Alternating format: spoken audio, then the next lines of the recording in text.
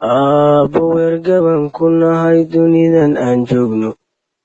Aabbo warahdayda gabay baan kugu ammaanaye.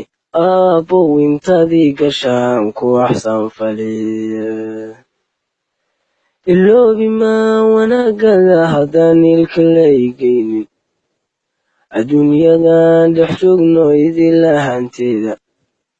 Afarteedan geesood uunka kala jooga. Allihii sameeyaan ka baryi inuu ku dhowraaye.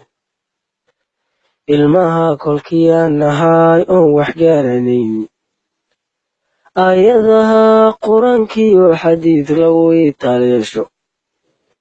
Adiga i barayo waan ogsoonahay. Abaalkaaga maan gudi kare waa un dadaalaye. Unugyada jirkaaga baan qayb ka ahayaabe. Isirkiyo halkii aan ka yimid adiga weeyaane. Ilinkaan marayaba ducaan ku aqrinayaaye. Awoodoo dhan Allahayo wada lagugu eegtaye. Oo ilaali waalidkaysay barbaarsheene.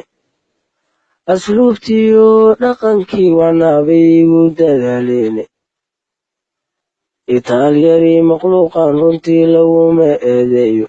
Aabbahay iftiinkuu i baray igama dahsoona. Ildogsiga hadduu waalidka irida ku joogo. Ama uu ifka nool yahay waad istareexdaye. Amuuraha adduunyadu ma ahan saad u aragteene. Agoon iyo nin aabbihii nool yahay kala awood dheere. Abtiris haddii ay tahay sirka Soomaali. Midkan toos u eeganahayo laygu aqoonsayo. Allah baan ku dhaartay xaqiiq aabbahay weeyaane. Orood laguma gaare adduun waa ibtala weyne.